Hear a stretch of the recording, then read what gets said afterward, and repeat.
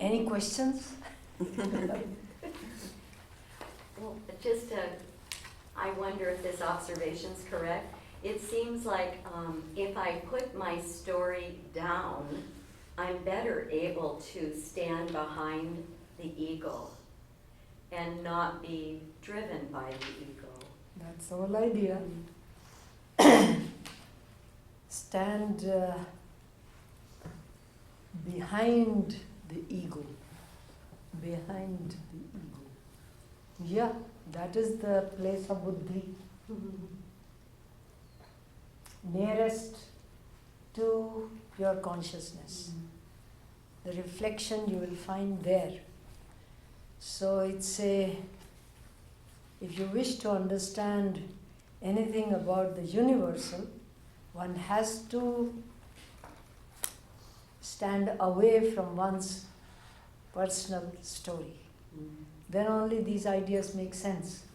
Otherwise they don't make sense. And even if you tried, you can't put them in practice.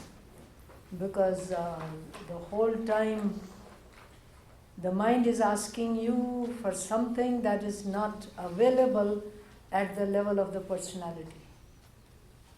It's as simple as that. The personality doesn't have that kind of relationship with the consciousness of this universe or people around, and therefore it does not get what it is seeking. To be in touch, you need to move away from the personality. And when you say the mind, does that mean the buddhi? Or not? Pardon? When you say the mind, is that interchangeable with the buddhi? Or? No, the whole thing. The whole thing is supposed to be the mind, Okay. the inner organ. This is the mind. Yeah, the whole thing Oh. is the mind. Oh. And this is invisible, it's very subtle energy. It still hasn't become material in the sense of what we understand matter to be. It's all our own subtle energy, and we need to know our relationship with that. If we know our relationship, depends on what we feel about ourselves. Can I ask, what do you feel about yourself? Good, bad, indifferent? What self are you talking about? I mean the ordinary personality. That will show you your relationship with yourself. To become aware, what do I feel about myself? Yesterday we tried to discuss what do we feel about the world around, which gave us, actually it gave you a glimpse of yourself. So we need to ask, what do I feel about myself?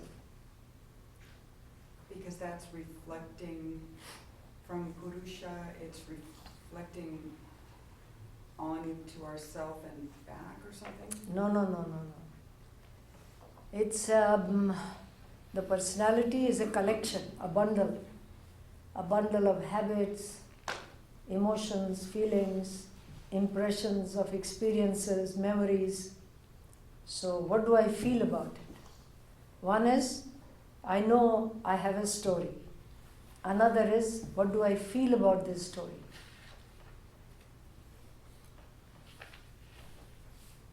If you don't feel cheerful about that story, then it's a problem. So you need to ask, why don't I feel cheerful about my own story? So the overall feeling, the overall impression rather than the moment to moment. Oh yeah. It's Okay. the overall Okay. general atmosphere that we carry as a result of lots of bits and pieces that we gather along as we live our life. So we need to ask, what do I feel about it? That also helps in separating yourself from the story. So even though you may not want to use the word of witness, there is like Yeah. observation. Of course. There's an observer type Oh yeah. person. Of course. Okay. The mind itself divides itself in two, and it can look at the person that I am from a little distance. And that's important, so that I know what do I really feel, because I'm going to live with this person, which I think I am for a long time. So I better find out what this person is like. And that's actually what can start the inquiry, because if we don't like the answer, then we can begin to... Oh yeah, we can ask, why don't I like my story? Can I do something about it? Can I understand it better? Can I find out what it is that I don't like, or what it is that is bothering me? All that becomes clear. So was Ramana Maharshi an example of somebody who dropped his story? And Absolutely. silence? Yeah. Absolutely. No story. But what, doesn't he go to another level? He asked who's asking the question. No, right? we have the capacity. Our own mind can be divided into two, one side reflecting on the other side.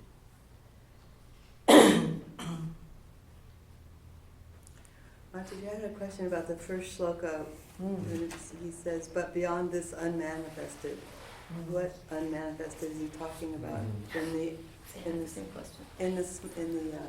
not capitalized. I understand the unmanifested capitalized, but I had lots of thoughts and wasn't clear about the small capital. That's the unmanifested Prakriti, Shakti, before it starts playing with itself. That level is unmanifested. All this is also a kind of unmanifested in the sense we are not aware of it. Like I am not aware of what is happening within my body, within the digestive system or the circulation. I am absolutely unaware. That is being unaware, though it is manifested, because I can become aware. Okay. And that level is unmanifested because I can't become aware of what is beyond the three ways in which energy functions. So that differentiates from the unmanifested eternal existence in Brahman, which is unchanging and moving. That's it. And so, but they say the Prakriti is dissolved back into Brahman and then comes out of Brahman again. Oh yeah, that is So- what Sri Ramakrishna tried to show again and again, that there is basically no difference between the two.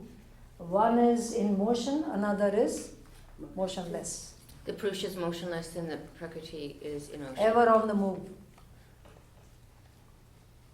Like I can go into deep sleep, unmanifested, motionless, and then I can start waking up, let us say half awake, dream state. Everything starts playing itself, and waking state, everything. So this cycle of existence is to be understood, that either I want to be in it because it is eternal, it's never going to stop because it's universal, whereas I as an individual can get out of it.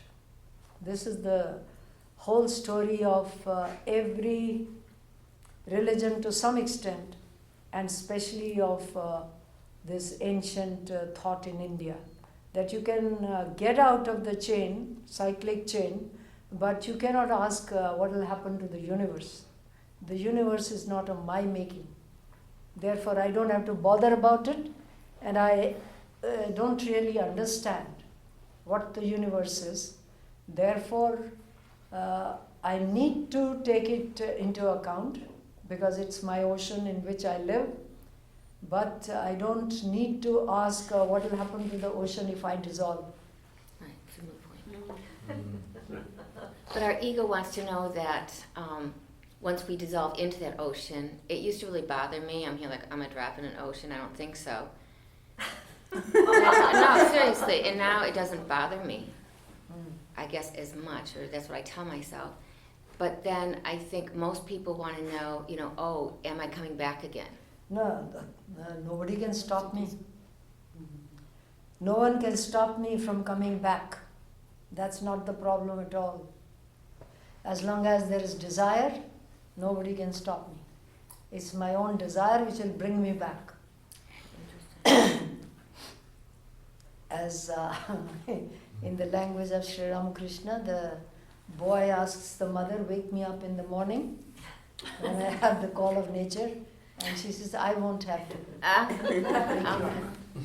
Okay. So it's the same thing. If I have the desire, that desire itself will drive me. And that's not a problem at all. My problem is, if I wish to remain in the cycle, nobody can stop me.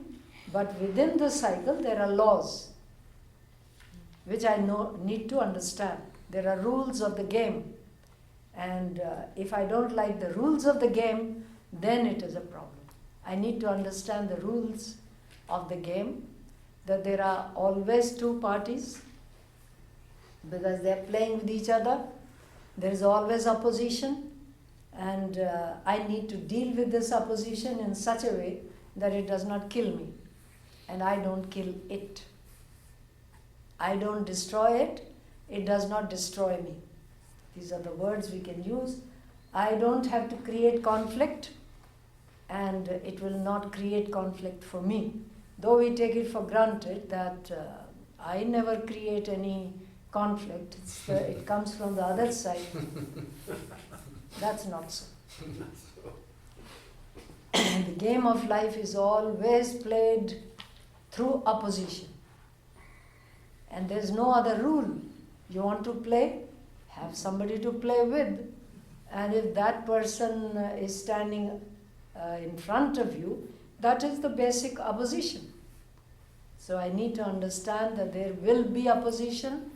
If I want to remain in the cycle, I have to learn how to deal with this opposition in such a way that I don't create waves. Otherwise, the waves can drown me also. And some of the time, the opposition is just with ourselves. That is why I am asking you to find out what do we feel about ourselves. Am I creating an opposition? That's very important. Because if I do create opposition within myself, I'll project it outside. I can't help it. So it's very necessary to ask, do I create opposition within myself? And that's hard because it's not simple. It's connected with all my past impressions, experiences. What do I see as my story? Or what do I see the part that the others played in that story? So I need to ask all that. So could you speak specifically about illness as an Opposition. Yeah. Oh yeah, we do that also. Seems kind It's of something to be, I'll give you one example. You know the Gopala's mother in the life of Sri Ramakrishna? There was this old lady who had practiced sadhana for 40 years, thinking of child Krishna as her chosen ideal. And finally, she came to Sri Ramakrishna and recognized him to be that. So, after she was convinced that yes, she had seen what she wanted, I wish you would read all that carefully because it's a fantastic story. I actually just did. I myself did, so I don't know if anybody else did. Yeah. Anyway, so one day she asked him, what do I need to do now? He said nothing. So, but absolutely nothing, he repeated, absolutely nothing. then what do I do with my time? He said, well, you can do japam for me. Very strange idea. And then she said that I suffer from what would be called heartburn or something like that. I mean, some digestive problems. So he told her, what will you live for if you don't have that? So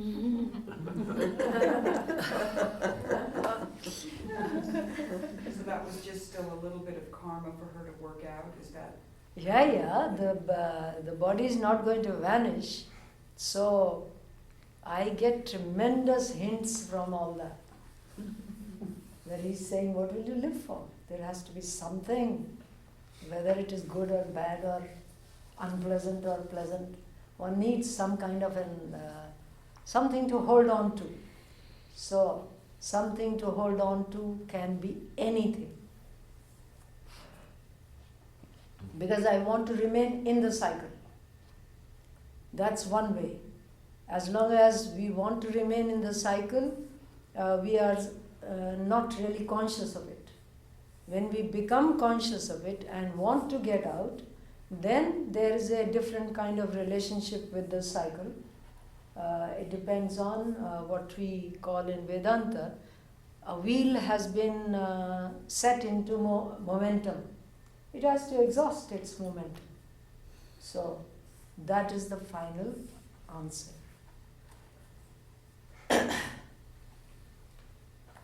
In page 5, in the first sloka, when it says, I am the mighty world destroying time. And then in the third phrase he says, even without thee. Who's that thee? It's the time? Arjuna. It's Arjuna. Because Arjuna was asking him, why should I fight? Why should I? How can I kill? So he's telling him that don't think that you are just an instrument. You are not the doer. Without you. You are not the killer. So these ideas are very difficult to understand unless you see that there is a universal ego talking to you. That is the meaning of my relationship with the universe. That the universe has an ego. Just as the multiplicity of cells in this psychophysical system has me as the ego. I rule over this little universe, of which I am unconscious completely. And I think that I am supreme. So if you want to take this very idea to the real universal, there also there is an ego which thinks of itself as supreme. And we are all like cells in this universe.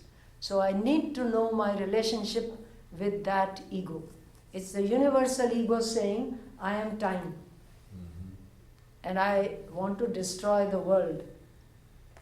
From our little point of view, we don't seem to understand, but then take examples, it's very strange.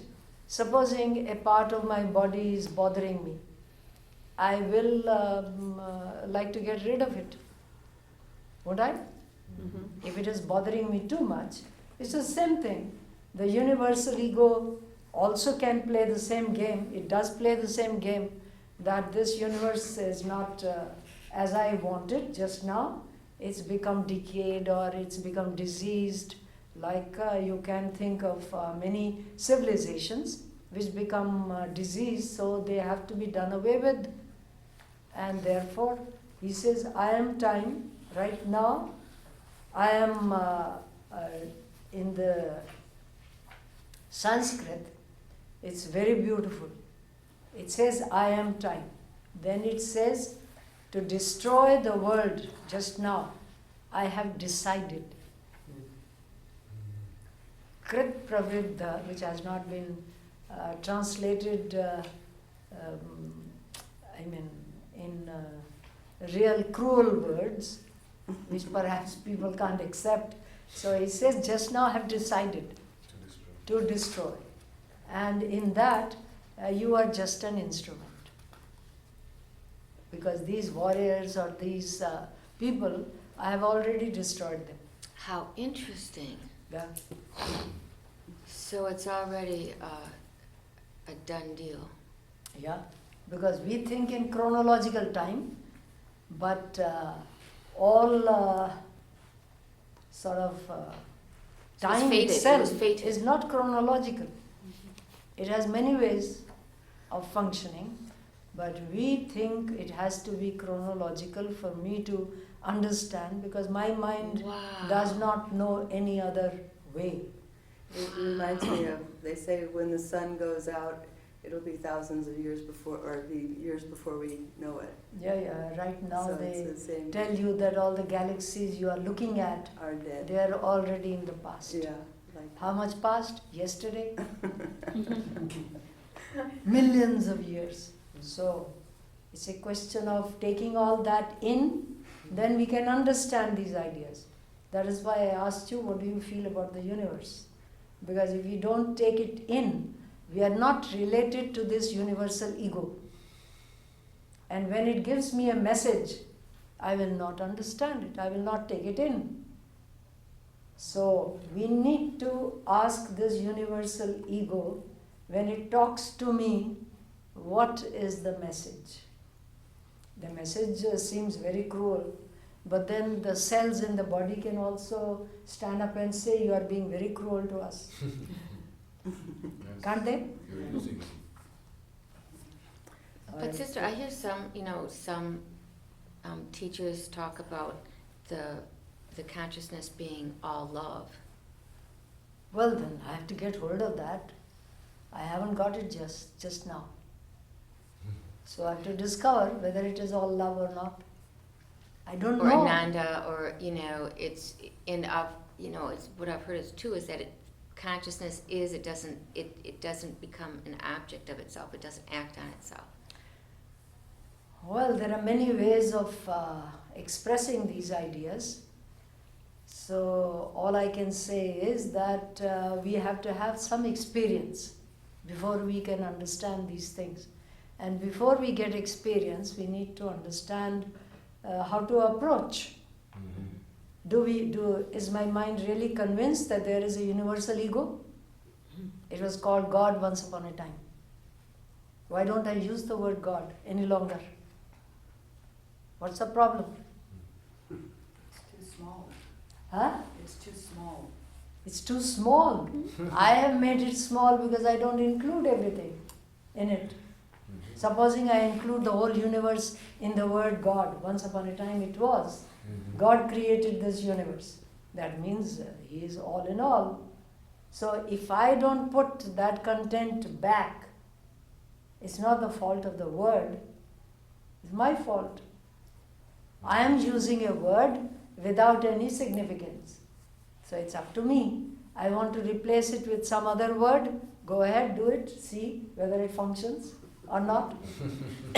Well, like when reading your book, I really enjoyed how you explained or you compared Western religion with Indian religion, in that we have a God creating the world, where in Indian thought, they see no beginning And no end. and no end.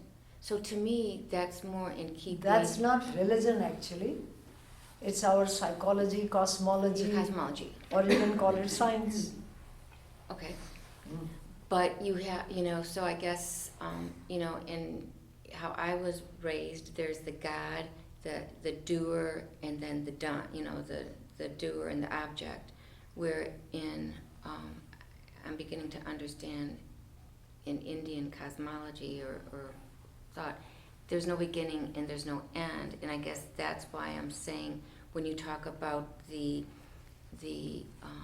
universal as egoic, I guess I have a conflict there, because to me it just is.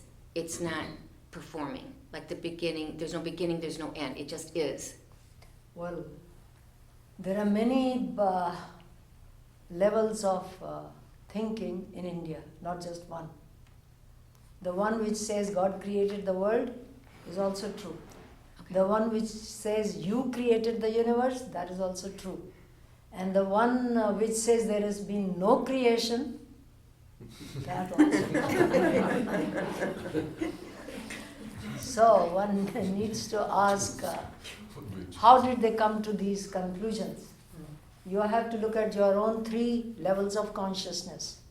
In the waking state, definitely there are all these things are there. In the dream state, I create. I know very well that I create a world of my own. And in the deep sleep, everything vanishes. So, these 3 states in India have been studied very deeply to solve these problems of different levels of consciousness. That there are many levels of consciousness. Do not stick to just one and ask all your questions in that, because that will not give you the answer, since it's just a limited band of light.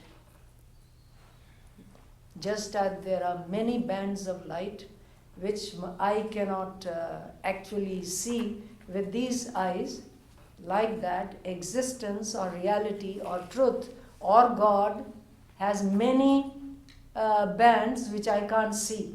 So if I want explanations only from a limited thread of light, I won't get it. That's the basic answer.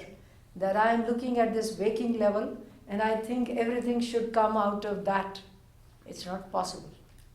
As simple as that. Because the universe is too big, too vast, and it has many dimensions, not just the waking dimension. Because this is real to me only in the waking state. So who told me that I can put all my eggs in the same basket of the waking state? Nobody. But we take it for granted. That is the way. And that's because I'm not educated. If I want to be educated, then I look at all my experiences, whether in waking state or dream state or deep sleep state. These 3 are universal. They are known to everyone.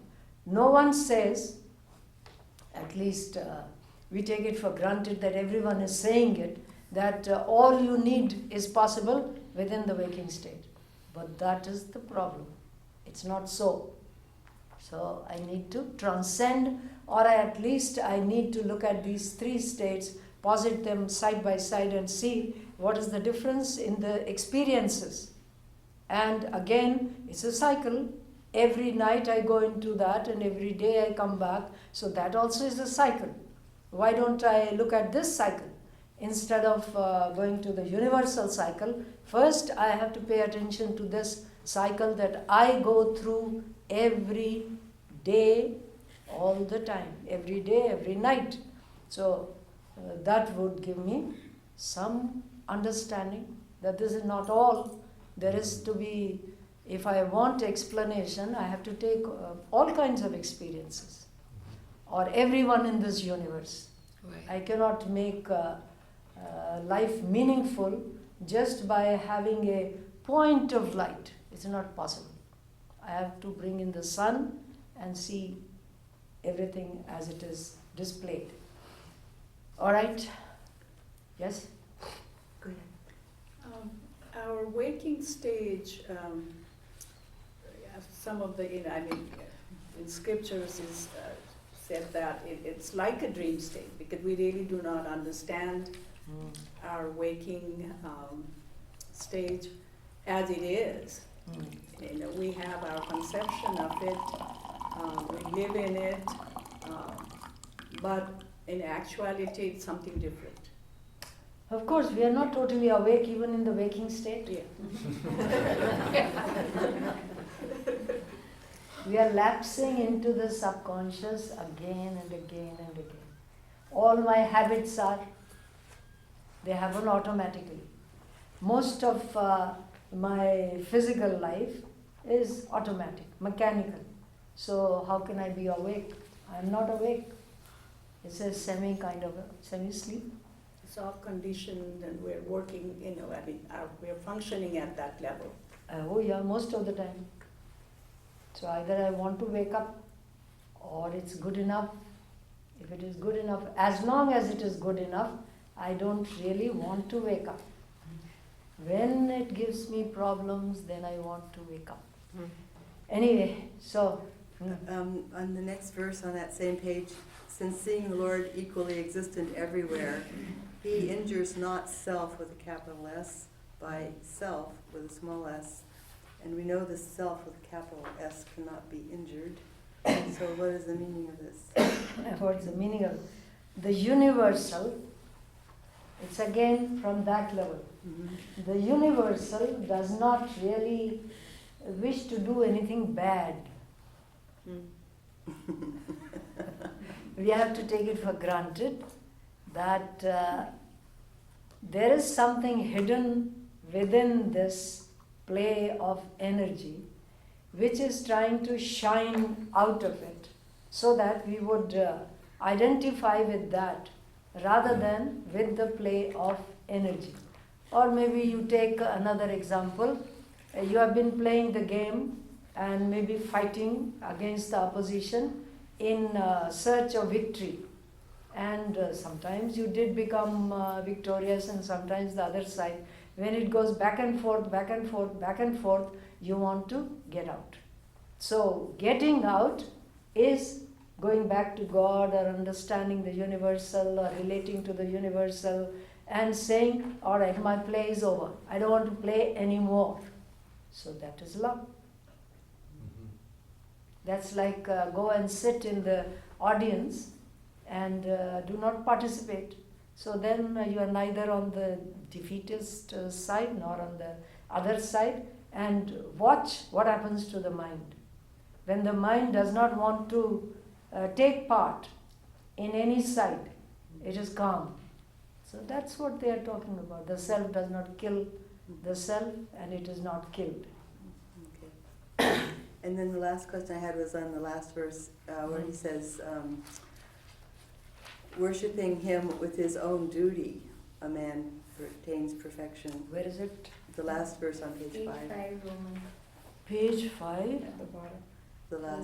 The last phrase. Oh, worshipping him with his own duty, a man attains perfection. So now everyone has a tendency. We need to discover that tendency. In every society, once upon a time, people used to ask for their tendency from somebody in authority. For instance, take your church. Once upon a time, it would give you, this is what you need to do and this is what you don't need to do. And if you had faith, you would accept it. So in India, in this culture also, it was thought out very deeply that there are 4 types of tendencies in a human being. It is either you are active, or you are emotional, or you are what was called intellectual, or what was the other one? The warrior. So these were the 4 divisions that they correspond to the way we function. And out of that, one or the other is predominant. So taking that as your main tendency, you have a duty to perform, or you have your position in life. And that position in life, if you keep to it and understand the rest, it isn't as if you are supposed to be limited to that duty itself. It says that understanding your place in life, in society, being united with this universal ego, relating to that ego, do whatever you have to do, you will come to the ultimate goal. This was the idea that is behind the caste system, which later on became misunderstood, and then all kinds of things happened. But the basic idea is that we have 4 tendencies, and out of those 4, either I need to find out, which is today, I need to find out what is my main predominant nature or bent of mind or my tendency. because that will give me the path of least resistance within myself. Because the mind itself can become a terrible enemy. It will resist if you try to take it against its predominant tendency. Therefore, once upon a time it was given to us, and now we have to find out what that tendency is and then remain within that, because we don't have so much energy that we can keep on shifting. It's not possible. Put all your energy in one particular tendency, always remaining in relationship to the universal, and walk your path. We had a similar idea growing up that we are to use the gifts that we're given.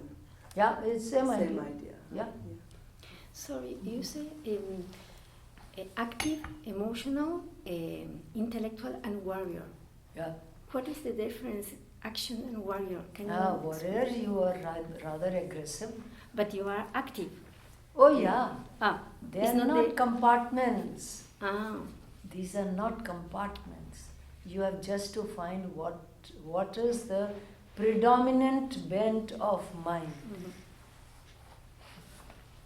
But today we are rather mixed up. So each one has to find out what exactly is my position in life. And that's very important. If I don't take what this universe is about, I'm not saying that we have to understand each and every little thing, but we definitely need to take into account that there are certain basic, as we were talking yesterday, there are certain basic elements which we need to take in account so that I can find my position in this world and then move on. Because moving on either can become cyclic, which is what India says, that if you do not look at your basic desire, what is my basic desire? Everyone talks about happiness. Everyone talks about, let us say, freedom or peace. So that must be our basic desire. So then I live my life and then I ask, take a certain course and ask myself whether a particular experience is giving me that or not. Is it giving me peace? Is it giving me freedom? Is it giving me happiness? If not, leave it. That's renunciation. Done consciously. So the whole thing is live life consciously, not be driven by past experiences or that's all I do. All right? And did you read the hymn of creation? Yes. It's a very ancient hymn found in the Rig Veda, and it shows a strange kind of a mind in those ancient times which had the capacity to be skeptical. What comes out is skepticism, tremendous questioning, and tremendous idea of not knowing, and yet many speculations. Could it be this? Could it be that?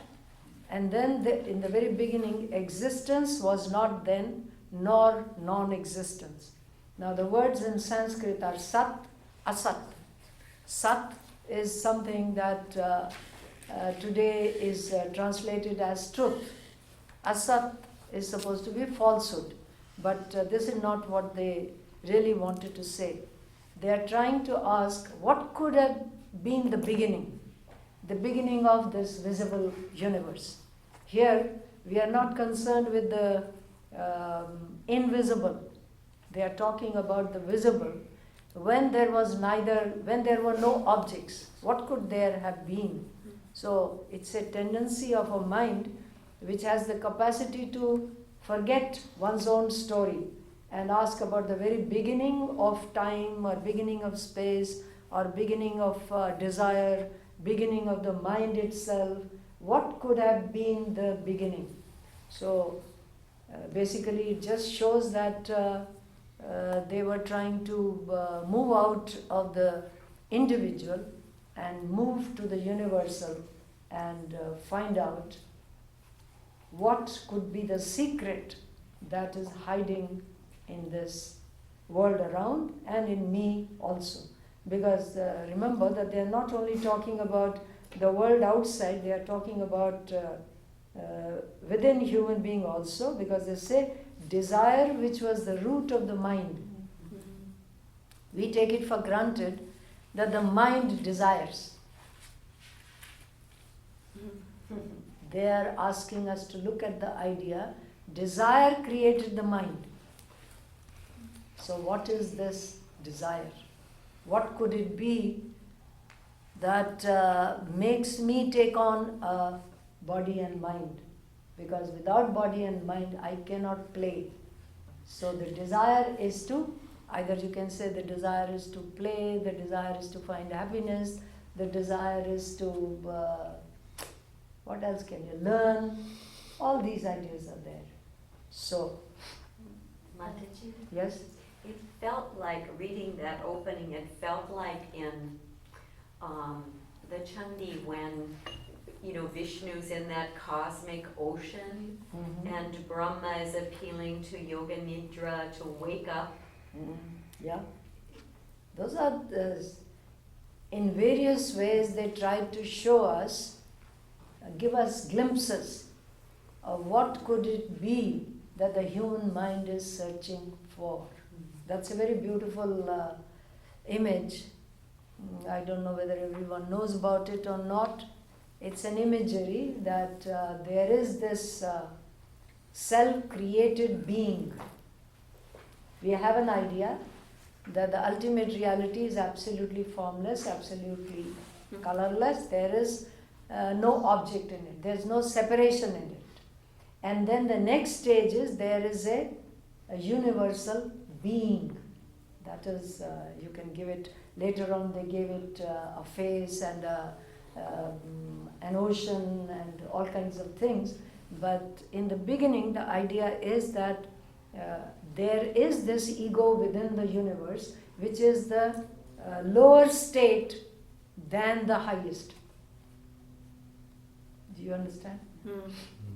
Are there The word God, as understood perhaps in Western thought, applies to that level, which is lower than Brahman.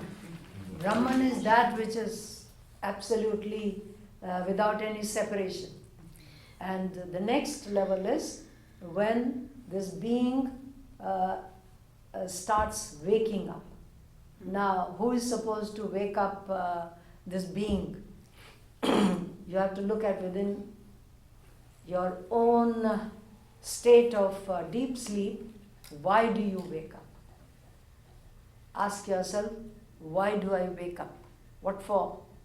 What am I looking for? Is this related with the desire of participation? Back to the desire of participation in the world.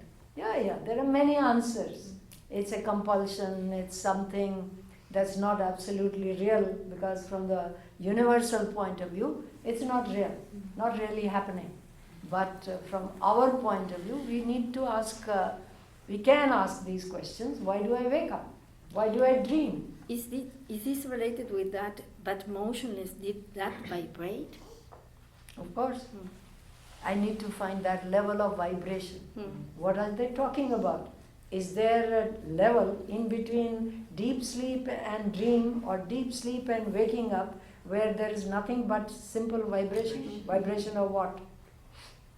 Energy. I don't. Vibration of energy, or vibration of, what do they call it? Electromagnetic waves. They start vibrating and then they start combining, recombining, and the opposition is created and you wake up. And then the world is there, so I like to play in it. Yeah.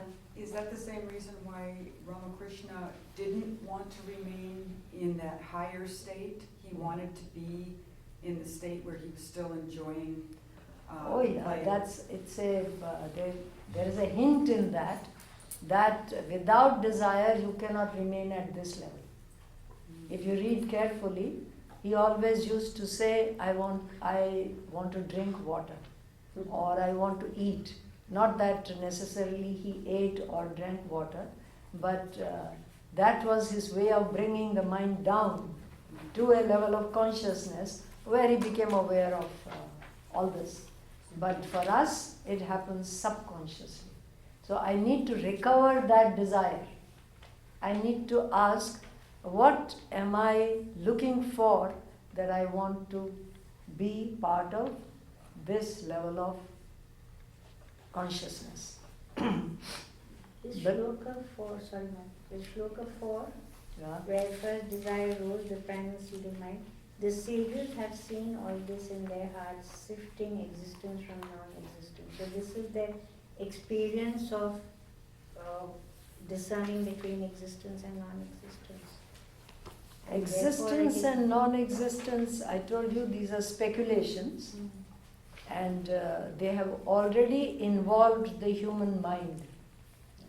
They are asking questions about the universe around, but they are already sure that the human mind can ask such questions and get an answer. That's how they've seen all this in their hearts. They've Yeah, experienced. that is, they have experienced that there is a level of non-manifestation and manifestation. So it's a question of becoming aware of how we change from one consciousness to another, and these in-between stages have been lost to us. So we need to recover them, or at least become conscious that yes, there are these in-between stages, so that I don't pay full attention to just one band of light, because that will make me so narrow and so unhappy and restless that I'll never be able to understand what what is life. At least this, what kind of awareness am I talking about? You know, there is like scientists have made me aware that there are many bands of light. All right. Once upon a time, we took it for granted that whatever the eyes can see, that is light. There's nothing more. Today we know, but do I take it into consideration when I look at the world around? If I don't, that means I haven't really taken it into, it hasn't become part of my background. It should become part of my background, because they have used these various, what do they call them, filters or what, to show what is at the bottom of the ocean, what is at the bottom of things which are hidden. So if it becomes a part of my daily life, I will not pay so much attention to this waking level. It's interesting, we take it into account in science fiction. So we have X-ray vision in our superheroes, you know, so all these But additional. And it's interesting to see the dimensions. way you don't even accept that the Earth is not the center of the universe. We say the sun sets, the sun rises. Yeah. So in our common So- language, we're still So one Before needs to ask, Copernicus. what are all these discoveries for? For whom? we have to ask. This sounds a little bit like Raja Yoga, though. I mean, Of course, okay. physics, chemistry, biology, mathematics, they are trying to understand the same problem from the external. What we try to understand from the internal. And Swamiji says they will meet one day. But then they will meet doesn't mean that they will meet somewhere and then we will get it automatically. We have to do that by imposing these two directions together, bringing them together, and making them part of my life, so that I don't remain stuck to this narrow band of existence, which I think is my existence, and it's most important. Unfortunately, it is not. What does it mean, the tapaha? A glory Tapaha. did put forth by tapaha. Tapaha basically is fire, burning, or austerity, It's tapasya. tapasya, concentration, attention, all those words. This is a translation of Swami Vivekananda from the original. Yes, Okay. original is given on the left side, Yes. and it is his translation. Mark, Yes? I was going to say, apply this concept to that map.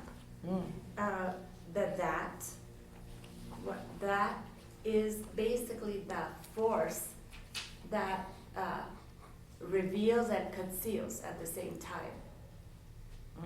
Which one are you talking about? Okay, so so in this hymn of creation, Mm-hmm. when they say motionless did that vibrate, then that which lay in void, thus covered, a glory did put forth by Tapa. So that, that or What that is initi- that? Yes, What and is that that? initial. That.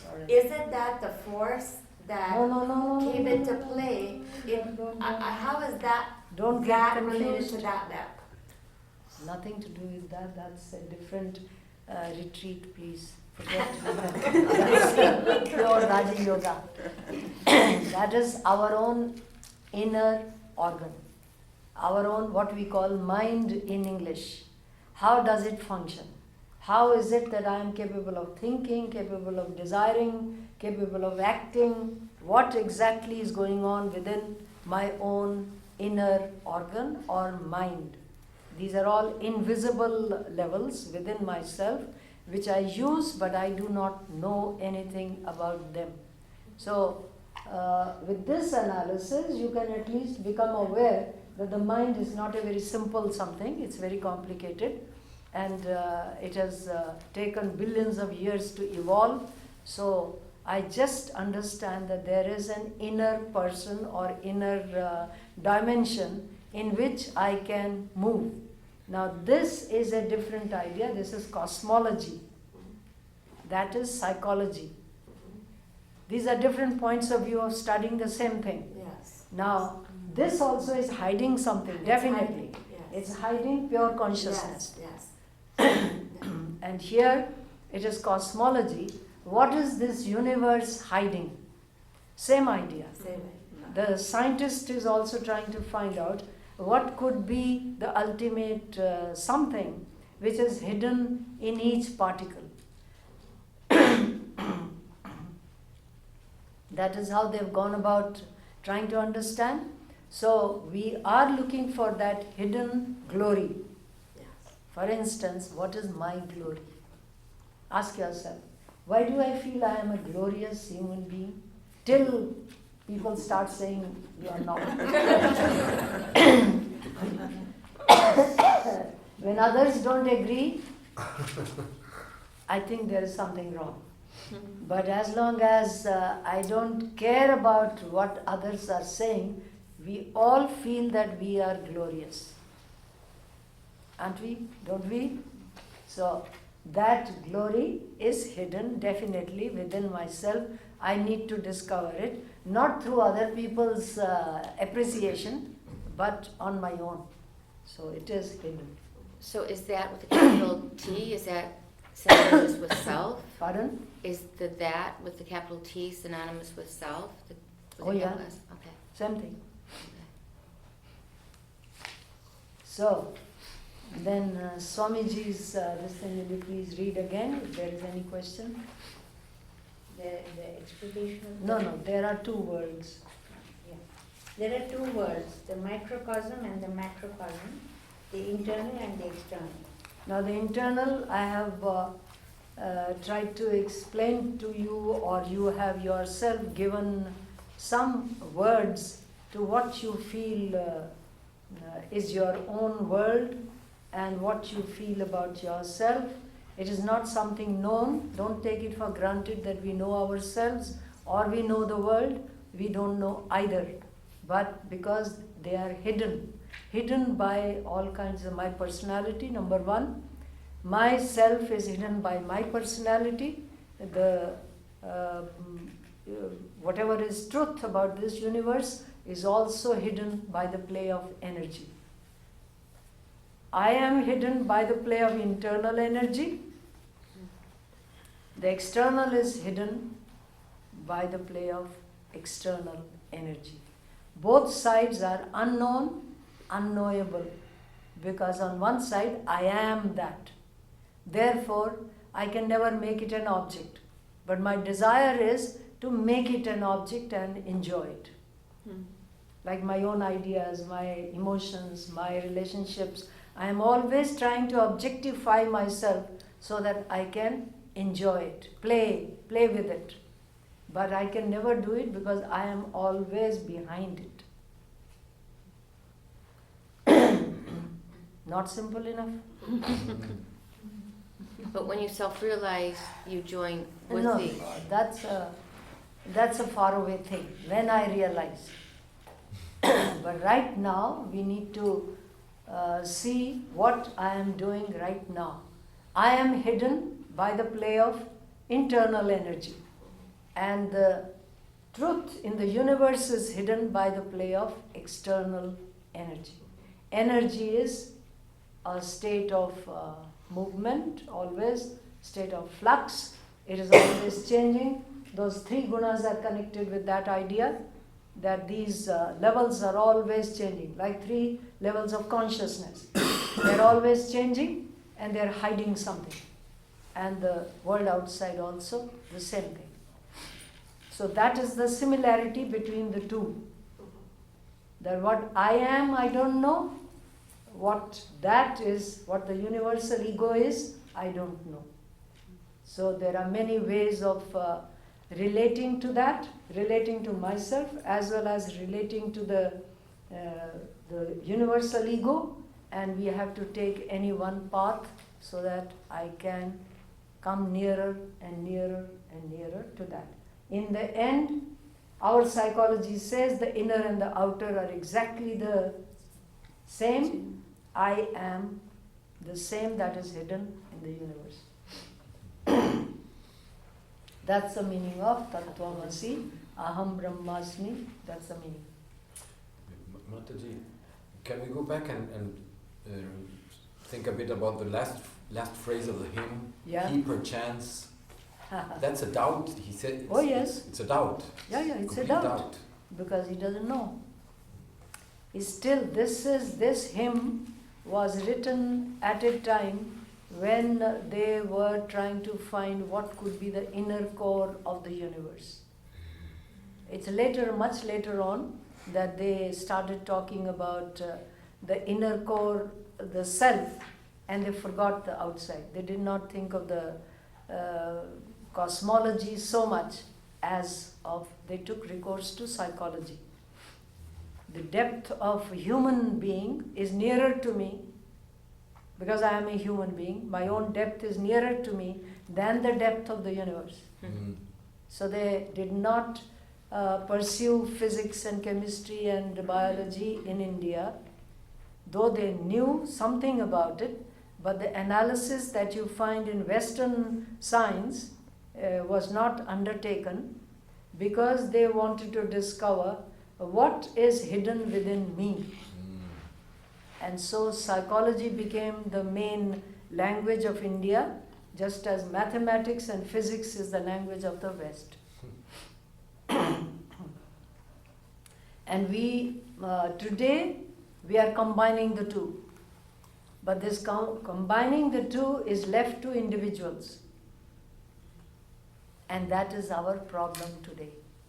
That I have to participate in this combination with the help of my own understanding, gathering the basic ideas, basic information, and then see similarity in two ways of the play of energy, and then decide whether I want to remain within the play or get out of it. Or how to remain within the play with some amount of balance. These are the three ways. Remain within it subconsciously, remain within it consciously, or opt out. These are the three ways. Why do you say it's left to the individual? Because the mainstream is not taking it, or the governments are not taking it, or general teaching is not taking it? Why do you say Nothing to do individual? with the government any longer in this age. Nothing to do with the outside any longer. The outside can only give you a laboratory. What you do in that laboratory is up to you. Everyone today has a laboratory. Nobody can say, I don't have a laboratory.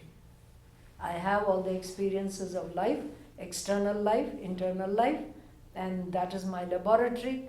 Now find out what you're looking for. But don't complain. And don't cry.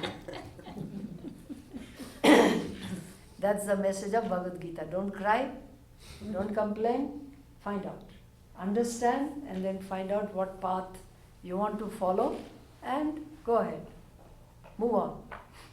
And the only way that there can be a balance is if it's conscious. The only way. If you understand the rules of the game. I can understand the rules of the game, and what is the most basic rule? That whenever there is opposition, both sides cannot win.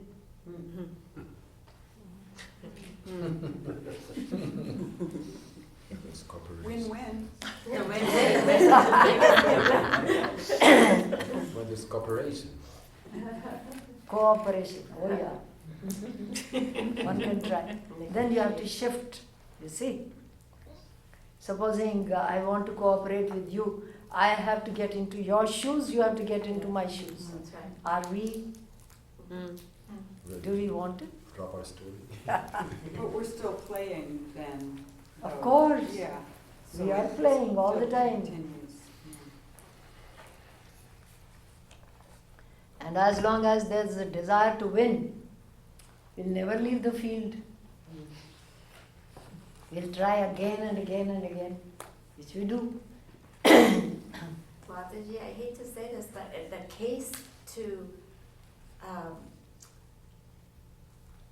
get back to, our true self, it seems almost futile unless that energy itself somehow becomes gracious and opens the door, because no problem. because when I look at the maps, all I see is Yeah. I know there's it's so very many complicated. things Yeah. that are going outward. Look at all the stimulus and sense, everything is pulling us.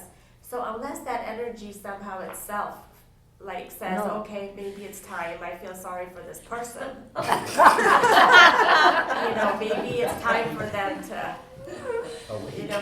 give them a little. So you don't think it's your own energy? That maybe it's a combination, maybe I make my desire known to that universal energy. That's the whole idea. Okay. That's a path. That's the whole idea. I relate to that and ask it to help you. So should we move? So don't finish in helplessness. There's no helplessness. All right, I think we can avoid this because we'll come back to that and read a little bit. Do you want to read the editor's note? No. She is the editor. So she is saying no. But I am also the editor. You're the author. No, I am not the author. These are No. your ideas. All right, then let us go to Part one. introduction. Introduction. Swami Vivekananda delivered these lectures. Introduction is on page 2. Page 2. Note is good. Swami Vivekananda delivered these lectures on the cosmos. Just a second. Everyone hasn't found it. Found it? I was saying that editor's note is interesting. We should You read read it. it Read it on your own. I don't have to read it to you. Page 2. Got it? Got it. All right. Swamiji's, Pardon? you don't want to read this now? No, read on your own. Later, okay. Swami Vivekananda delivered these lectures on the cosmos, the macrocosm and the microcosm, in New York, USA on 19 and 26 January 1896. This analysis of the universe and I, Brahmanda and Pinda, showing the harmony of these concepts with science, which Swamiji gave in modern language to the Americans, owes its origin to the Sankhya system of Kapil Muni, the most ancient philosopher of India. Swamiji refers to Kapil Muni as Yes. the father of philosophy. Can you, what's this Brahmanda term? Brahmanda is Pinda. universe. Universe. But it's another way of saying Brahman? No, What's no, that is Brahman? Brahman. That's a different thing. Why? Brahmanda means the visible universe. Galaxies and stars and nebula. Thanks for asking. That is Brahmanda. Brahmanda. And is there an origin for the word Brahman? Brahman. Oh yes, there's a very beautiful root sound. That which grows. Briha. Briha is a seed sound. Bija mantra. In like a bija mantra, and it literally means that which grows. That's all. And Pinda? Pinda is the smallest molecule, or the individual. Okay. You can say the individual. This is perhaps the first time that these ancient concepts, originally hidden in archaic Sanskrit, have been made known to ordinary people like us in English language simple enough for us to understand and relate with. This is Swami Vivekananda's invaluable gift to the modern age. He invites us to accept the challenge of understanding these insights into the nature of the cosmos and the individual human being. Then, if possible, apply them in our lives. In his explanation, Swami Vivekananda asserts that the universe and the individual need to be studied together if life has to make any sense. The two are intimately connected, and the intelligence that is manifested in the ordinary individual or in the perfect man, such as Christ man, the Buddha man, or the yogi, has to be there in the universal consciousness from the beginning, or has to evolve from the beginning in order to manifest itself at the highest level. This search started with the ancient Indian philosophers trying to understand the external universe of nature, which appears to be outside the human mind and unconnected. But as these seers, the rishis, went on seeking the answers to the questions, what was the beginning and what is the end, they discovered that the outer answer of a creator God who creates out of nothing does not make sense. We need to come to the manifestation of human intelligence, which is actually asking the questions and which goes to its own depth to discover the link between the universal and the individual intelligence and find the answers. That proves that the two are intimately connected. Human intelligence seeks the links. From the very beginning of time, some human beings have asked these questions and have sought the answers. If the majority of us do not ask specific questions, that does not mean that the questions do not rise in our minds. Because we are too involved in our daily activities or struggles, we are perhaps unable to frame the questions that could explain our dissatisfaction or restlessness. Therefore, it appears that this is not an inquiry of the common individual, but the very fact that there is restlessness and dissatisfaction proves the questions are there. We need to use our intellect or buddhi to ask the questions logically or in the appropriate language and find the answers.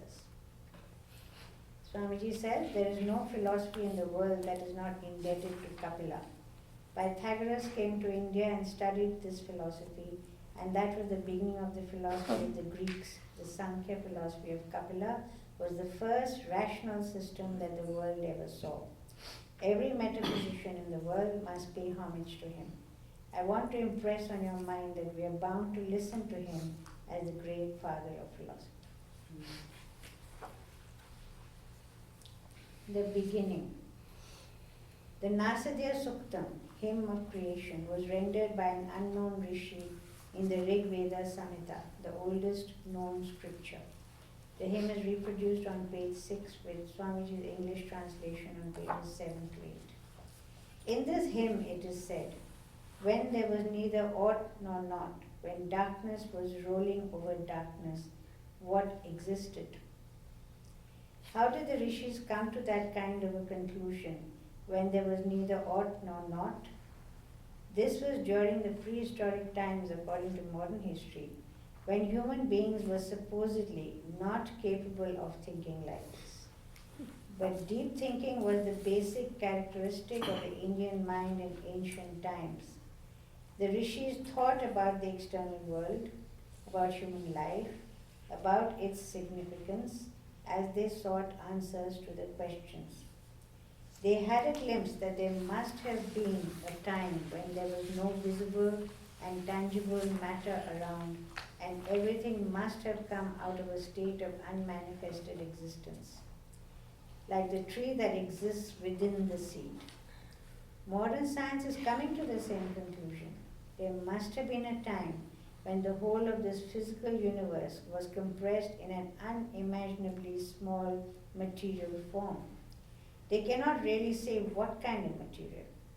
With their Big Bang theory, they can only say that at first very subtle forces emerged out of it. Therefore, this study of the relationship of force and matter as well as mind and matter, and how the one converts to the other, shows a subtle level of thinking of the human mind.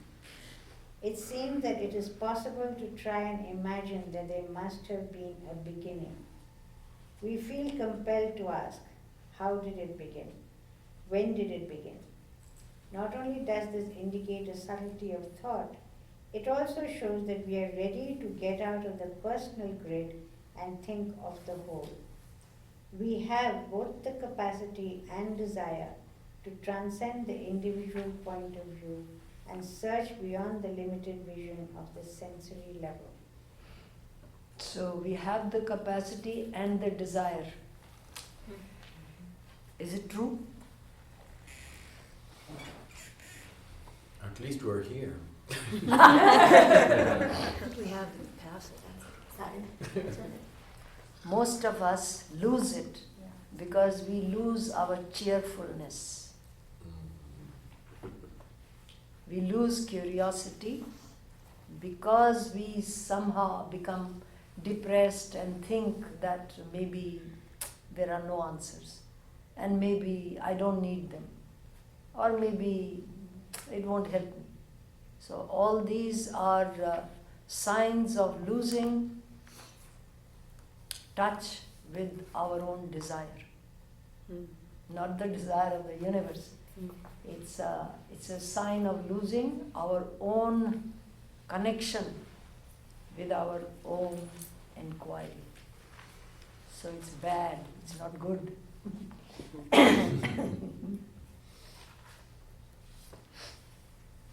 Rational thought and emotion. To understand what Swami Vivekananda is conveying in these lectures, we need to go beyond personal beliefs. It is difficult to fathom the connection of the universe and the self, the I, without acknowledging that Swamiji speaks from experience and with authority. Our faith that he speaks from personal experience will enable us to rise to the level of reasoning which he uses.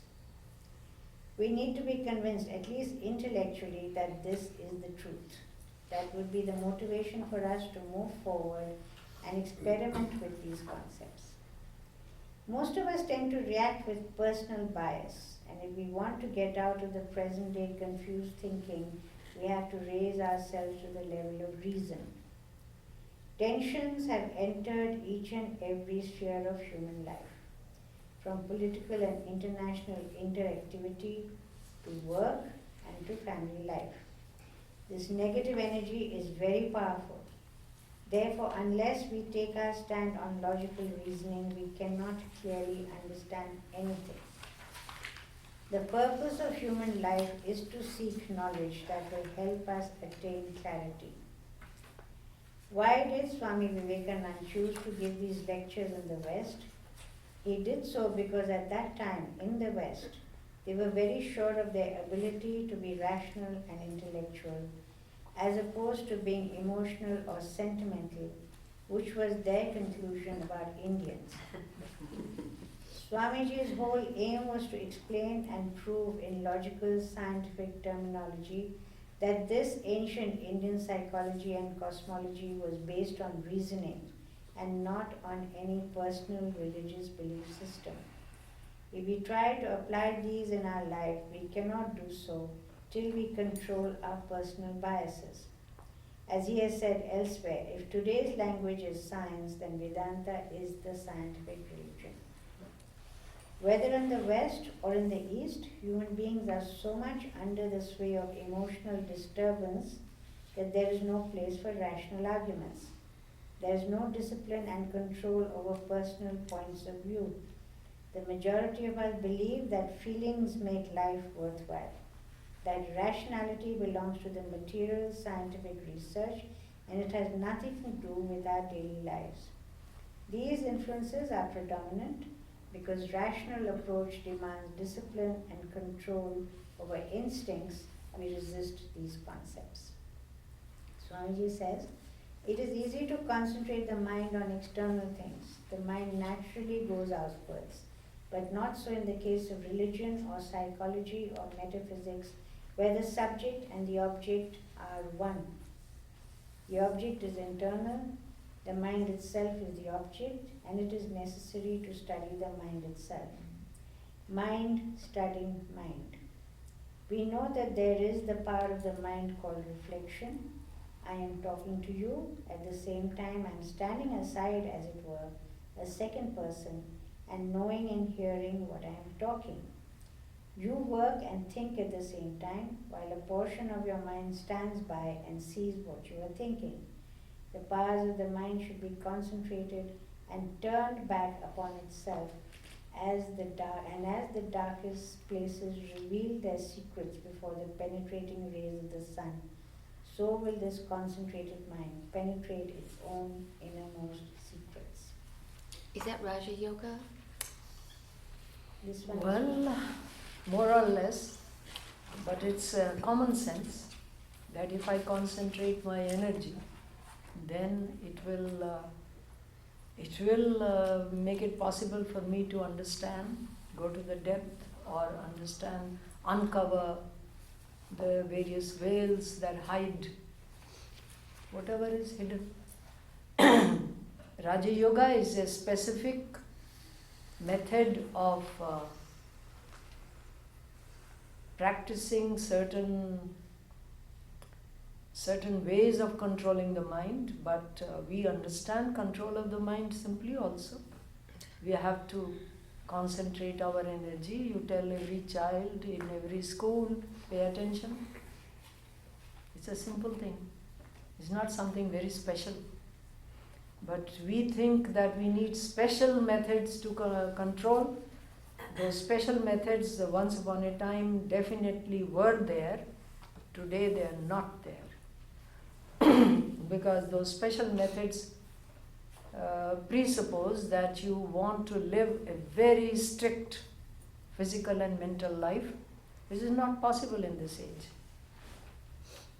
Therefore, we need to understand the general idea that concentration of the mind will definitely make us more capable of understanding whatever we want to understand.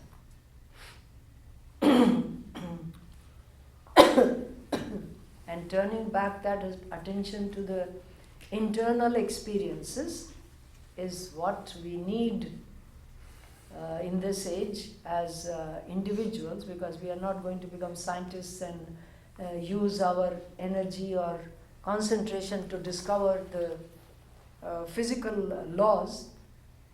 What we need to do is to look at ourselves in depth and see the way we function.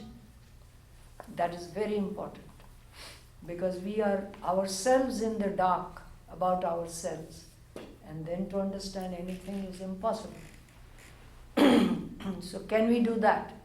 We can do that if we turn the power of attention back within ourselves.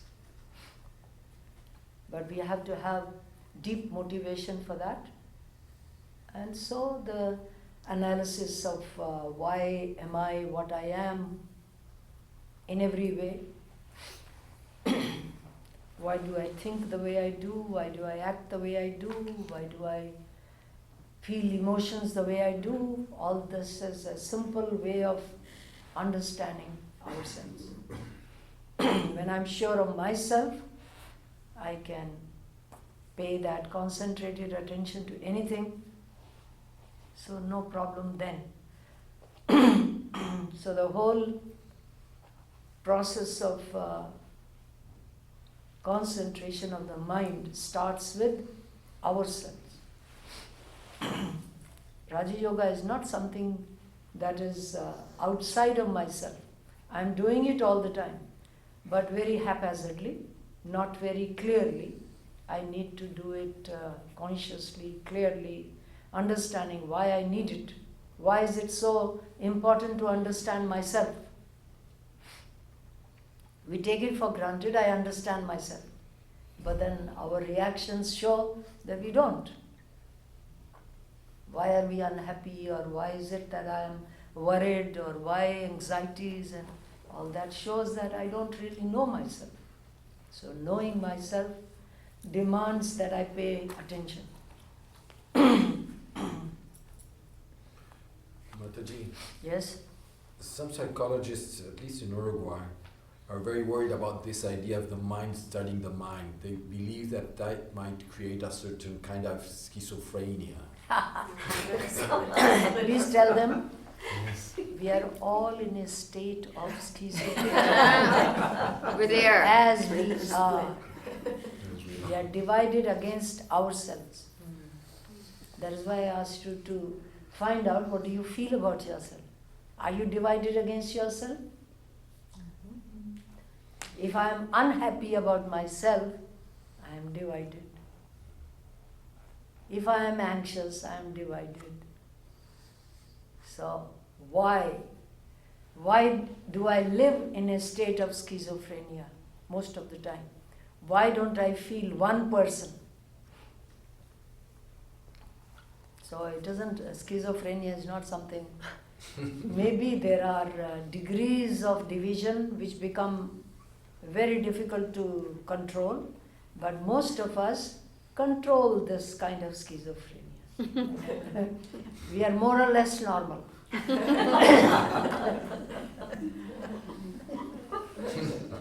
But to be completely normal. That's another thing. So exciting to hear about.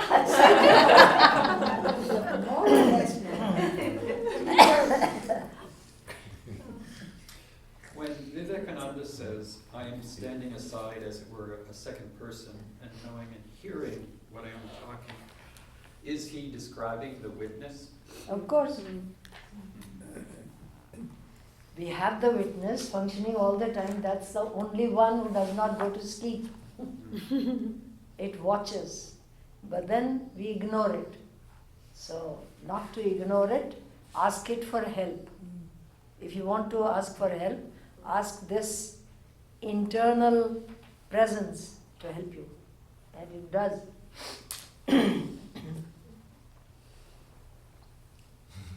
We also have these splits at the Ankara level, at the ego level, where you split into two and one judges the other one.